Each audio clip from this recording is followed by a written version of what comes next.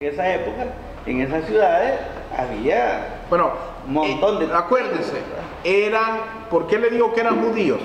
Aunque habla de que eran de otro lugar, habían venido a adorar. Sí. Adorar a Jerusalén. A Jerusalén. Ahora, hay personas que usted puede ser hondureño y vivir en Estados Unidos, pero sigue siendo hondureño. Entonces, en este momento, en el Pentecostés, era una fiesta que se celebraba donde los judíos venían a adorar a Jerusalén. Y ellos hablaban hebreo, manejaban el griego ciertamente mucho, y los idiomas nativos de los lugares de donde vivían. Pero aquí lo que quiero decir es que las multitudes, no los que estaban reunidos los apóstoles, sino que las multitudes que llegaron, dice ahí, menciona más de 10 lenguas. Entonces quiere decir que la comunidad estaba lleno de diversos grupos de diferentes... en ese día en especial, en esa fiesta. Porque era fiesta, sí. Sí. Ok, ahora veamos el caso de Pablo. ¿Quién diría que Pablo fue bautizado o no fue bautizado en el Espíritu Santo Pablo? Sí. ¿Fue lleno o no fue lleno del Espíritu Santo Pablo? ¿Habló en lenguas o no hablaba en lenguas en ese momento que creyó? Porque Pablo dice que hablaba en lengua, que hablaba en idiomas, pero no se manifestaron en el momento que creyó. Y vamos a probarlo. Vamos a ir a Hechos 9:17. 9:17. Acordémonos que la palabra lleno, de llenura, pletzo, esa es la palabra que se utilizó, que cuando el Espíritu Santo dice que descendieron como de fuego, ¿verdad? Estos idiomas dentro de las personas fueron llenos, fueron pletzo del Espíritu Santo. Por eso pudieron manifestar idiomas aprendidos, no de una manera didáctica, ¿verdad? De una manera veamos sobrenatural. Muy bien. Hechos 9:17. Miren, en el contexto, Pablo iba a perseguir a las personas allá en Damasco, ¿va? Sí. Y camino a Damasco se cayó. ¿De dónde se cayó? Pablo. De la mula. Dice que era una mula. No, de la cabalgadura. No sabemos si era caballo. Yo le llamo a esto yo le llamo, y lo vamos a ver en hermenéutica, yo le llamo mula, camello, caballo. Porque uno dice que cayó de un camello, otro dice que se cayó de un caballo, otro dice que cayó de una mula, pero la Biblia dice que simplemente se cayó. Pero yo creo que es un camello. Como va de una ciudad a otra, se presume, ¿verdad? Exacto. Que no va a pie, que tiene que ir en No, y además, pero en esa época lo más común a andar era, y la gente en caballo, porque como los romanos, recuerda que Pablo era romano. Era un romano perseguidor, entonces romano perseguidor, y debería de... Se supone que en ese momento a él lo apoyaban económicamente el Sanedrín. Entonces no iba en un camello, no iba en un burro, iba en un caballo, pues. Pero ahí dice que es una sí, pero la Biblia dice solo que se cayó. Ahora, mire usted lo que dice el que da ciego, ¿verdad? Dice que ¿quién eres, Señor? Y dice, tú eres, yo soy Jesús, a quien tú persigues. Y bueno. Pero vemos el momento cuando él está, y Ananías, que era uno de los ancianos de Damasco, Dios le aparece también y le dice en visión, creo que es, o en sueño, y le dice, tienes que ir y orar por Saulo, y yo no quiero orar por ese hombre, tienes que orar por esto y lo otro, ¿verdad? Entonces me lo he escogido como un instrumento útil. Y vino y fue Ananías, dice el versículo 17, y entró en la casa, y poniendo sobre él sus manos, dijo, hermano Saulo, el Señor Jesús que se te apareció en el camino por donde venías, me ha enviado para que recibas la vista y seas lleno del Espíritu Santo.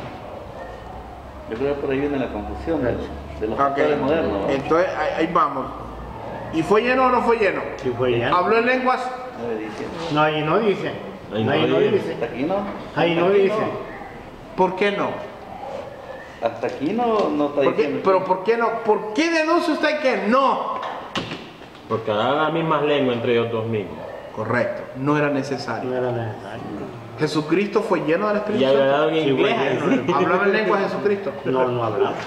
Solo se menciona que hablaba en 3 idiomas. Sí. Griego, hebreo y arameo, cuando era talita kumi. Sí. ¿Y habrá habido alguien más lleno del Espíritu Santo que Jesucristo? No, porque él era Dios. Pues. Ahora, arameo, griego. Talita Kumi, cuando dijo Griego, hebreo y arameo. el griego porque era el idioma generalmente usado por los romanos, el hebreo porque era el nativo y el arameo porque era la región de donde venía él. Ahora, porque Juan ciertamente bautizó con agua, mas vosotros seréis bautizados con el Espíritu Santo dentro de no muchos días. Fue una observación que Jesucristo les dijo, ¿verdad? Griego y hebreo. Ahora, en el versículo 4 de Hechos 2 dice, y fueron todos llenos del Espíritu Santo y comenzaron a hablar en otras lenguas según el Espíritu les daba que hablasen. ¿Por qué hablaban en otros idiomas? Porque había todo un conglomerado de personas que hablaban diferentes lenguas. Aunque hablaban hebreo también, pero Dios soberanamente decide hablarles en el idioma de donde venían. ¿Por qué, pastor? También para demostrar su poder. Ahí dice, las personas dijeron, están hablando maravillas de Dios. Sí. O sea, para que Dios demostrara su poder, pues, porque imagine que usted me conozca, que no hable inglés y de repente empiece a hablar Lo interesante de ahí es que todos estaban hablando al mismo tiempo. No, mire, yo le voy a decir algo, yo lo pude sentir y yo preguntéle a Alba, cuando ese hombre empezó a hablar en lengua, yo empecé a orar, porque a mí inmediatamente me pegó un gran dolor de cabeza y empecé a arrepender a ese hombre y Alba estaba haciendo lo mismo. Entonces, si varios estábamos en el mismo sentir, no era de Dios. A ver, ¿qué iba a decir? Le digo que ahí lo interesante es que todos estaban hablando al mismo tiempo de Dios, pero los de la multitud de afuera, lo escuchaban. Cada quien escuchaba solo una voz, la de su propio idioma.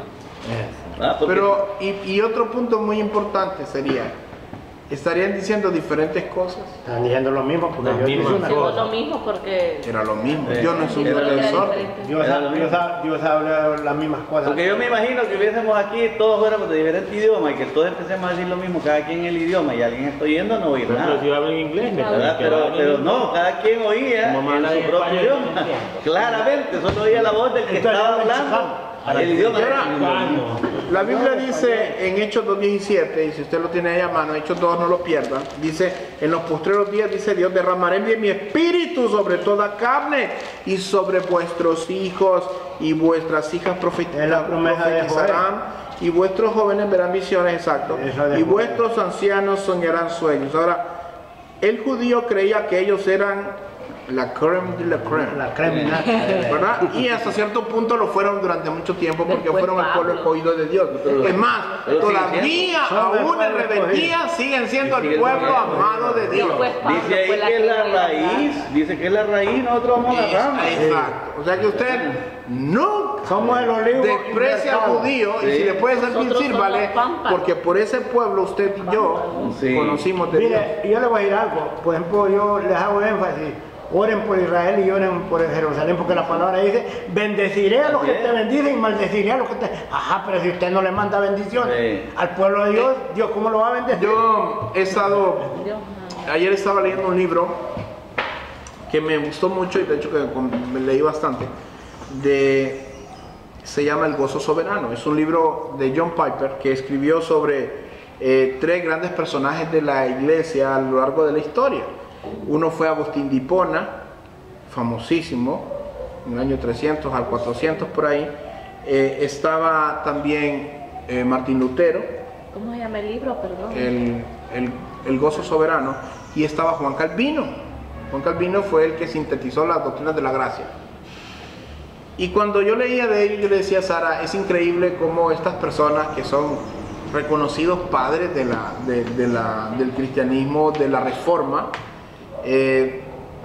leía yo de que Martín Lutero a veces rasgaba la parte del antisemitismo, ¿verdad? Que quería decir que no le gustaban los judíos y llegó hasta expresarse mal de los judíos.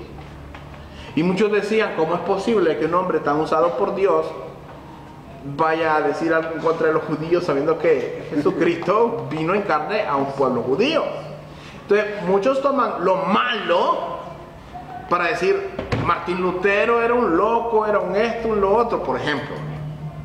Y nos damos cuenta de que si vamos al contexto histórico, yo le decía a Sara, las presiones bajo las que padecía este hombre. Imagínese usted, el hombre que se paraba en contra del imperio que gobernaba la religión en el mundo. El cisne profetizado por John House, por Juan House, ¿verdad? Y Juan Ganso. él estaba, Juan Pato era así, Juan Ganso. Sí, Ganso era. Y entonces él, el cisne, ¿no? Y venía él y estaba hablando, imagínate la presión todo el tiempo y contra Martín Lutero y todo el tiempo y todo el tiempo. En algún momento es que siguen siendo humanos. Y eso es lo que yo admiraba, y el escritor también decía eso. Esto es lo admirable de los hombres de Dios, que son imperfectos. Y Dios se manifiesta en los imperfectos. Dice que el tesoro que tenemos lo tenemos en este vaso de barro, para que la honra sea de Dios, para que la gloria sea de Dios. Y entonces imagínese usted, permítame, imagínese usted, sobre esas presiones, ¿cuántos han estado así como han visto cuando ponen la tetera que solo sale un si usted abre, la presión es tan grande, ¿verdad? Y estas personas, por ser hijos de Dios, por ser personas que marcaron una diferencia, lo malo resaltaban más que lo bueno. Entonces sus opositores estaban pendientes que cometieran un error para tirar. Tristemente hoy en nuestros tiempos no ha cambiado. El pastor puede hacer 99 cosas buenas, pero si hace una cosa mala, por eso que hizo malo, ya no sirve. Lo que le decía yo al Nos pagan los esposos también. Lo que le decía al pedito ayer, cuando dijo él que cuando no ha sentido una debilidad en el Espíritu Santo. Amén, dijo él. Amén, dijo él. Entonces le dije yo, hermano, después nos pudimos platicar, vio que yo estaba platicando, mire, usted está equivocado. No, usted está equivocado. Un hombre un hombre que tenía tanta unción. Yo no he visto después de Jesucristo un hombre que tuviera la unción de Pablo. Como Pablo y como Elías, lo que Elías dijo, no vio yo. Ajá, pero dije que era un hombre sujeto a pasiones, y cuando Jezabel lo buscó, le digo, sabiendo que él tenía el respaldo de Dios, se fue a meter a una cueva, y así somos nosotros. Así usted muchas veces tiene debilidad espiritual, aunque Dios le diga que lo va a levantar, usted tiene miedo, hermano, entonces usted ahí anda equivocado. Sí, también aquello que me dijo usted que el día yo he reflexionado en la palabra. Es que ayer yo pregunté en el tiempo del... Pero es que miren, de hombre, yo por ejemplo la semana pasada como 3 días me fui a meter a la cueva también. No. Los tigres. Ahora, lo que le digo yo es que usted tiene que pensar en algo. Yo vengo y digo, yo pregunté y dije, ¿habrá alguno aquí que nunca haya tenido una debilidad humana? Y vino uno y dijo, amén. Amén. Y dije yo, hagamos de un dicho. sí, no, Sí, no era costumbre. ¿se imagina usted? No, igual. Se acostumbra a decir amén. Pero después cuando uno le explica, y él me dijo, yo tenía el error, Silio, porque hasta Jesucristo en el Getsemaní le dijo, Padre, pase este cáliz de mí, pero que no diga. Entonces el hombre sabía lo que, y estaba espiritualmente, estaba caído en ese momento, aunque llegaron los ángeles y lo comportaron, pero así somos nosotros. Yo ya escuché una persona que dijo decreto, ahí yo he escuchado que es malo, No, yo ayer decreto lo que da doña. Pero ¿por qué los sabios? Sí, Porque algunos se lo han enseñado, ¿verdad? Y si alguien no lo ha enseñado, Porque el decreto es una ley, solo yo, es ley. Así es. Vamos a... es bueno aprender. Mira, voy a terminar con esto y nos quedamos a la tercera parte de todo esto porque es muy amplio. Quiero terminar con explicarles que entonces ya analizando, digamos que es un idioma, ¿qué es el don de lenguas? Entonces el don de lenguas es, porque usted apunta a la definición, es la capacidad sobrenatural dada por Dios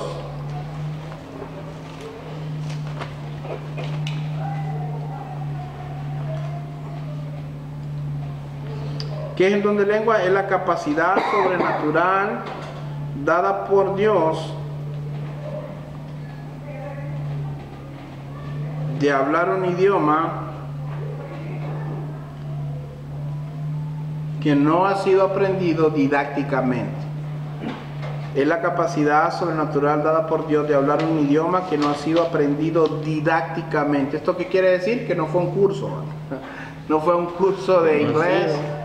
No fue un curso de portugués. Didácticamente.